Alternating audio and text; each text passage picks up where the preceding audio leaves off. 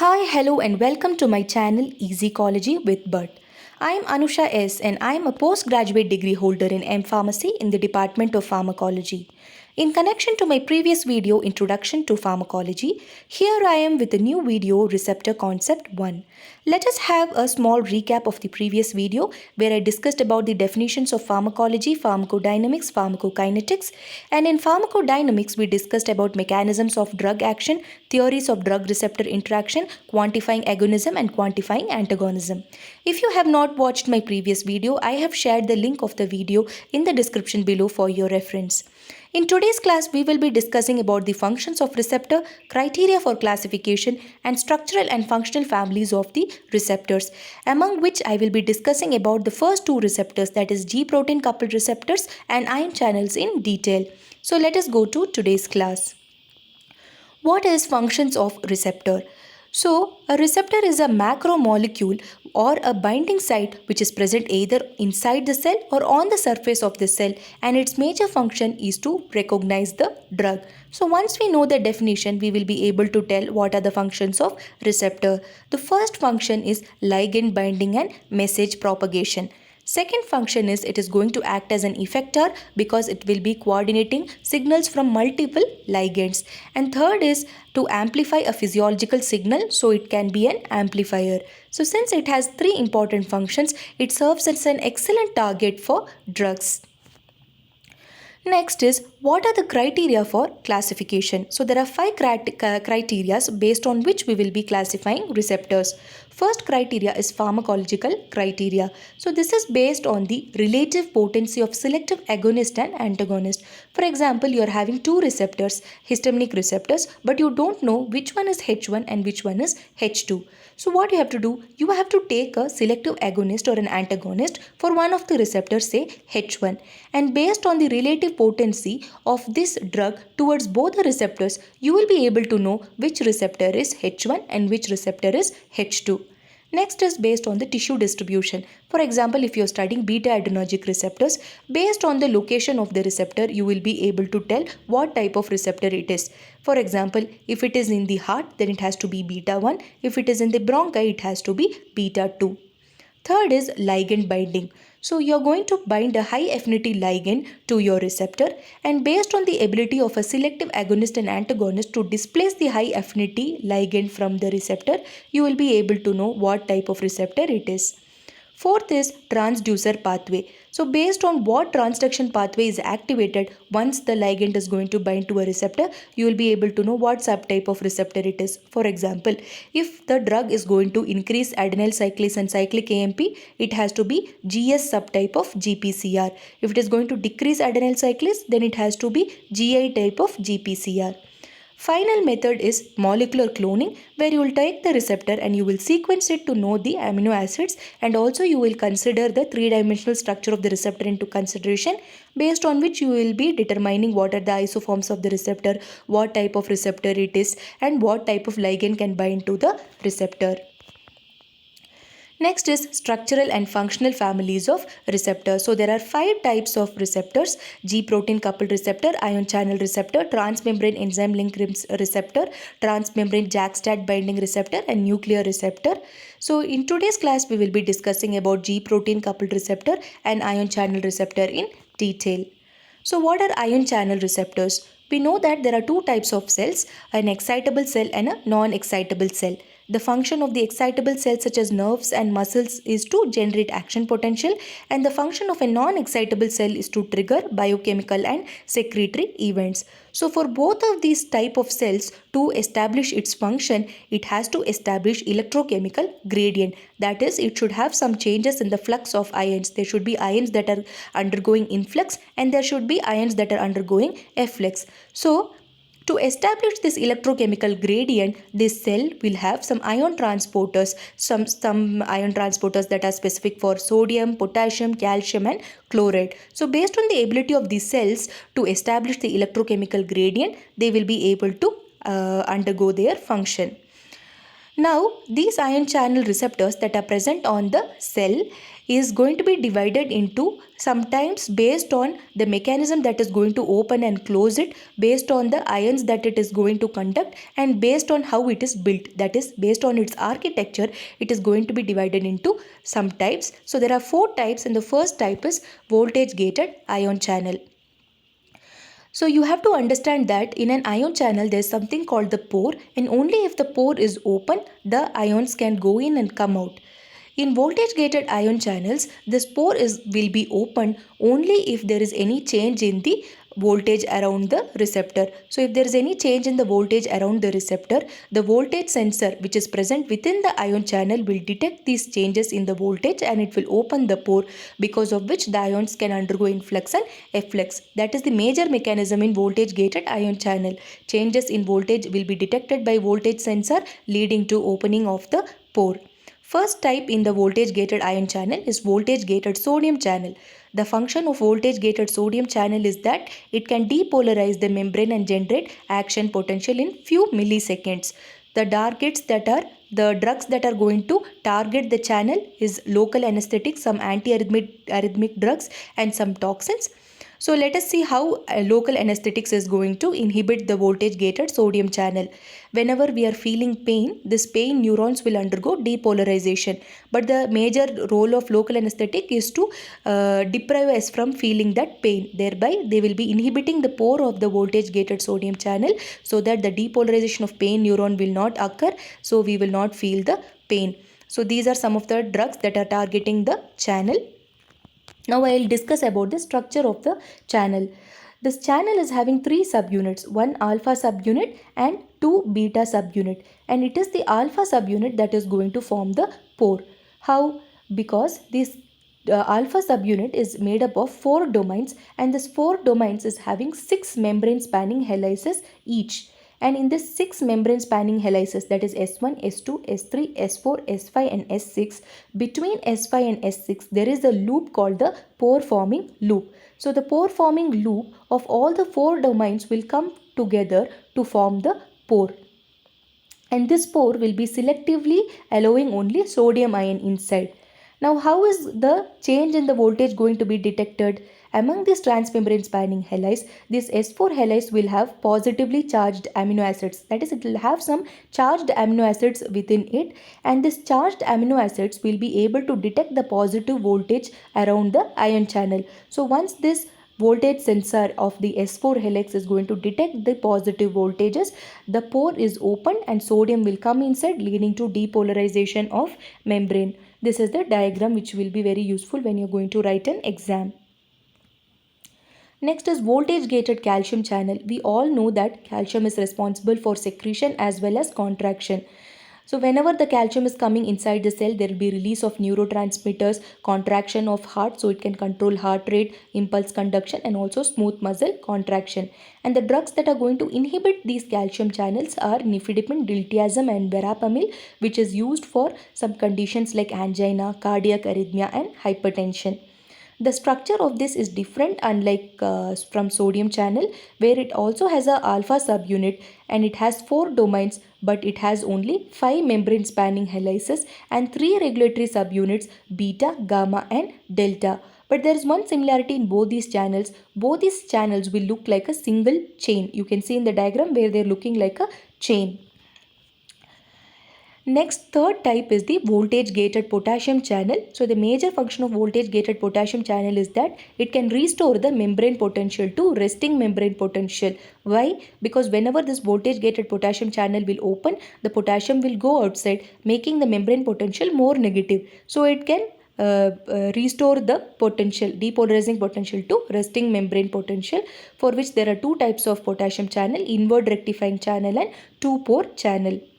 And here there is one difference from sodium and calcium channel is that they are not like a single long chain. Instead, they will be arranged as subunits. They will be like 4 subunits.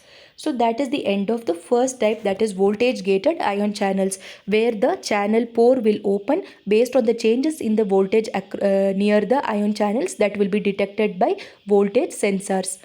Next is ligand gated ion channel. So here the pore of the channel will open once the ligand is going to bind to its site in the channel. Ligand will bind to a particular site in the ion channel, and then there will be some conformational change in the pore based on which the pore will open. So this is having fastest synaptic transmission, and this will be occurring within milliseconds. Some of the example are nicotinic acetylcholine receptor and glutamate receptor, purinergic receptor and glycine receptors. So I will be discussing about the structure of nicotinic acetylcholine receptor. This nicotinic acetylcholine receptors have 5 subunits, and these 5 subunits have 4 domains each. These 4 domains is further divided into some transmembrane helices just like the ion channels, and in this transmembrane helice the M2 helice of each domain of the 4 domain is going to come forward and it is going to form the pore. Now when the ligand, that is acetylcholine, is going to bind to one of the site, it is going to increase the possibility of the agonist to bind to the other site also. That is, it is having 2 binding sites, agonist binding sites. When the agonist is going to bind to one site, it will increase the possibility of the agonist binding to other site also, which is called positive cooperativity. So when both the sites are going to be filled with the agonist, that is with acetylcholine, then the M2 channels which was usually is moving forward to form pore will move backwards. So when M2 channel move backwards, that pore will open and then it is going to let ions in. Now how is it going to selectively let ions in? This lining of the channel will be made of anionic residues, so it will selectively let only cations like sodium and potassium in. So this is the mechanism of ligand binding channel, where the ligand will be binding to some particular sites in the receptor based on which the conformation of the pore is going to change and the ions will be entering inside. Similarly, so previously we saw inotropic nicotinic receptors. We can also see glutamate receptors as well as purinergic receptors. And here there is one difference from the nicotinic receptors and these two receptors is that in nicotinic acetylcholine receptors, only 2 agonist molecules is enough to open the channel. Whereas in inotropic glutamate receptors, 4 agonist binding sites should be filled, whereas in purinergic receptors, 3 agonist binding sites should be filled. So that is ligand binding channels. Third type is calcium release channels. We all know that sarcoplasmic reticulum and endoplasmic reticulum will store calcium. So on top of this, there will be some 2 receptors, that is IP3 receptor and ryanodine receptor. So whenever ligand is going to bind to this receptor, the calcium will be released. So this receptor is an ion channel actually. It is a 2-pore domain calcium channel. So when 2-pore domain calcium channel is opened, the calcium will be released. So that is calcium release channel.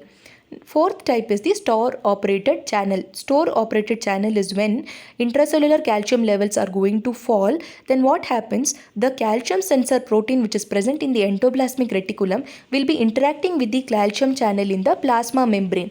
So the plasma membrane channel will open and calcium will come inside. So the speciality of this channel is even the store concentrations are low, the cytosolic concentration of calcium will be maintained when the store operated channel is open. So in a store operated channel, what will happen?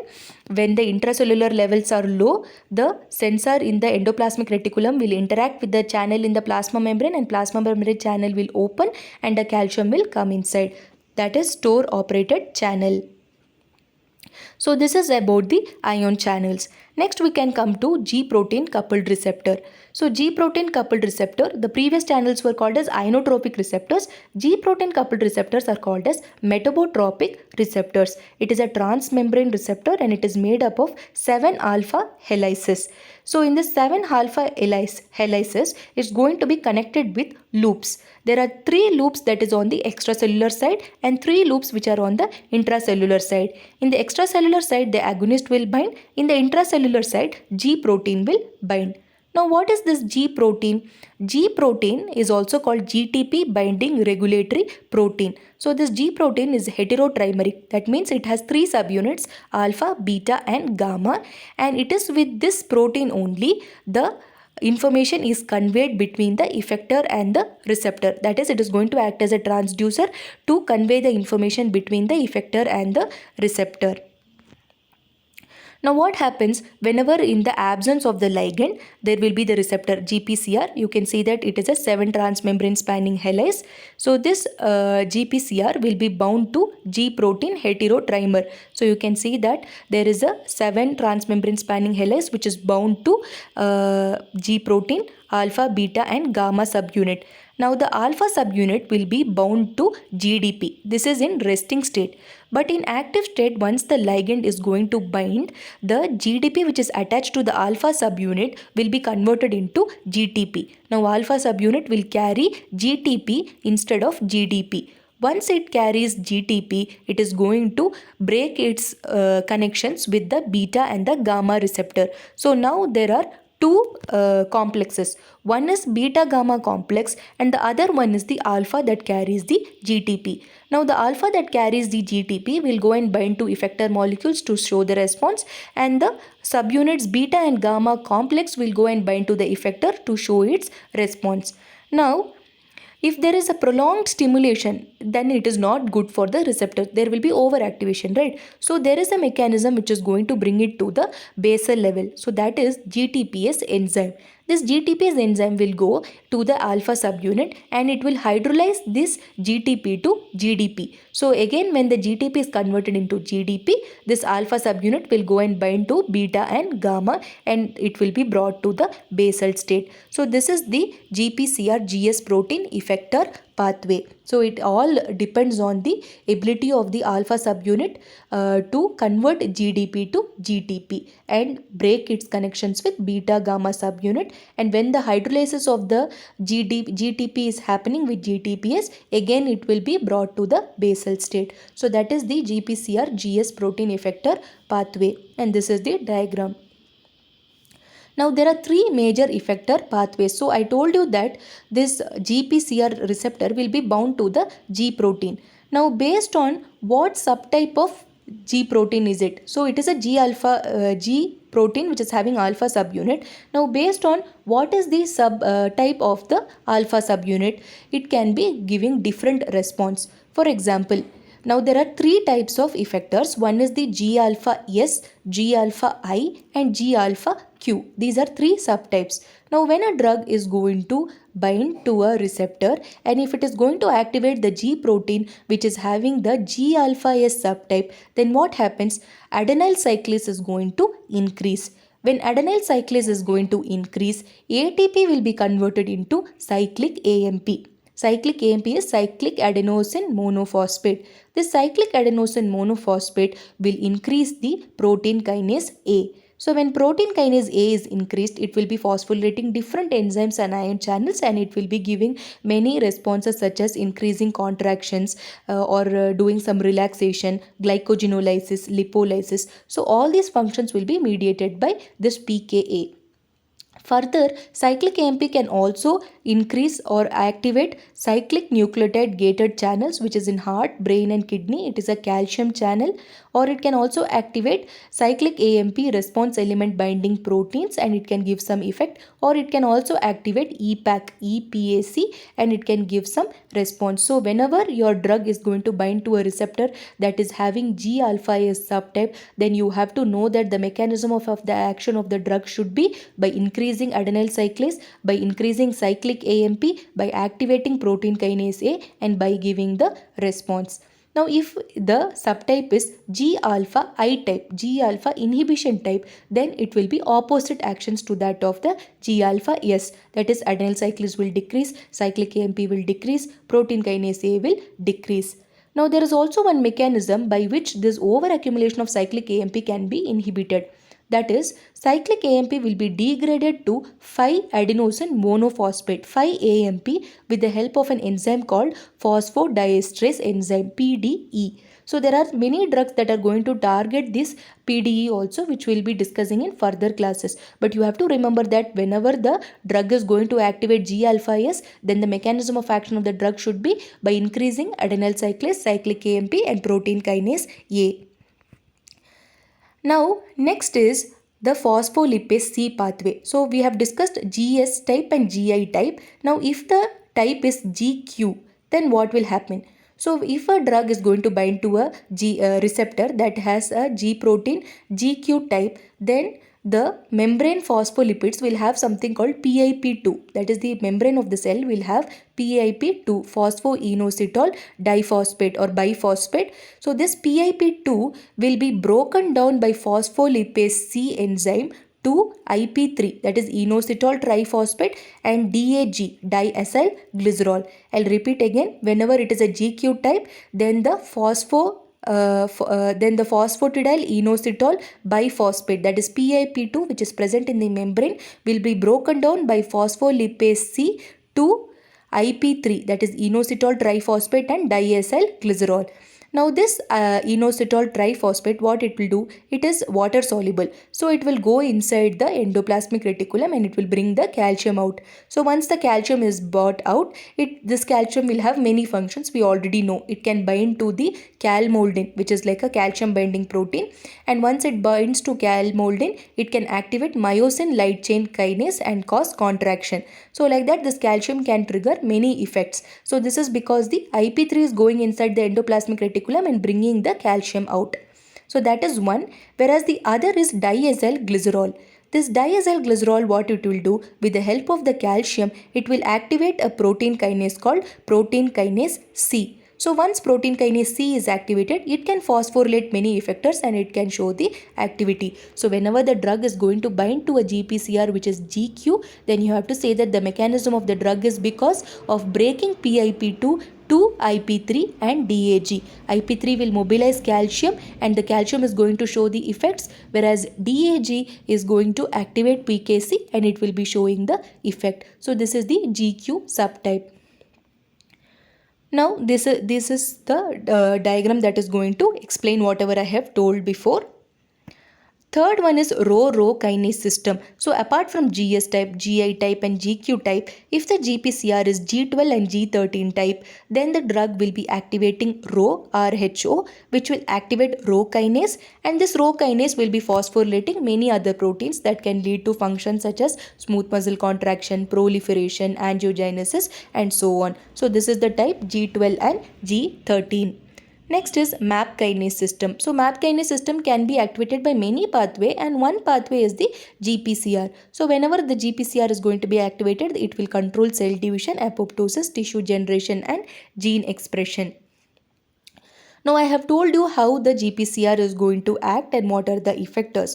Now if there is prolonged activation of the GPCR, then it is a problem, for which there are two methods by which the overactivation of GPCR can be controlled. So first mechanism is what I have discussed earlier, that is the GTPase enzyme. GTPase enzyme will break the GTP of the alpha subunit to GDP and it will return it to basal state. So that is one. But if there is prolonged agonist activation, then first is receptor phosphorylation. That is, by GRK, GPCR kinase, receptor will be phosphorylated. Once the GPCR is phosphorylated, then what happens? Arrestin will bind to it. When arrestin is going to bind to it, it will further block the interaction between the receptor and the G protein. That is the first type. Second type is receptor internalization. That is, the arrestins will take the GPCR to clathrin coated pits. That is, the arrestin is going to take the receptor to endosomes. Once the arrestin is going to take the receptor to endosomes, either the receptor will be broken down or degraded, or it can be recycled. So this is GPCR desensitization. To prevent the prolonged activation of the GPCR, these are the two methods. One is by phosphorylating the receptor and by making the arrestin bind to it. Second is by taking the GPCR to clathrin coated pits. Once it takes to clathrin coated pits, either there will be degradation or there can be recycling. This is the diagram that is going to explain what I have told before. And finally, I have told you that there should not be prolonged activation of the receptor. So what if there is prolonged activation of the receptor? I will give you one example. This cholera toxin is going to cause prolonged activation of G-alpha-S subtype of protein, because it is going to inhibit the GTPase enzyme that will break the alpha subunit having GTP to GDP. So once it is blocking the GTPase enzyme, this G-alpha-S subunit is not undergoing inactivation. So I have already told you, if G alpha S subtype is activated, then there will be increased adenyl cyclase, increased cyclic AMP, increased protein kinase A. So this protein kinase A will be activating something called the cystic fibrosis transmembrane conductance receptor, CFTR. So once CFTR is going to be activated, there will be efflux of the chloride ions. So if there is efflux of the chloride ions, what will happen? There will be increased secretion of the ions like potassium, bicarbonate and water into the intestinal lumen. So when there is increased secretion of this and all into lumen, what will happen? There will be heavy diarrhea. So that is, it will be like rice stool like diarrhea, and for every 2 hours many liters of water will be eliminated from the body. So that is why cholera is very severe, because the toxin is going to inhibit the GTPase and cause prolonged activation of G alpha S protein. So this is something that you have to know. So if you find that my video is informative, then you have to like, share and subscribe, and please share it with your friends, so that I will be keep going and I'll be motivated to create more videos. Thank you.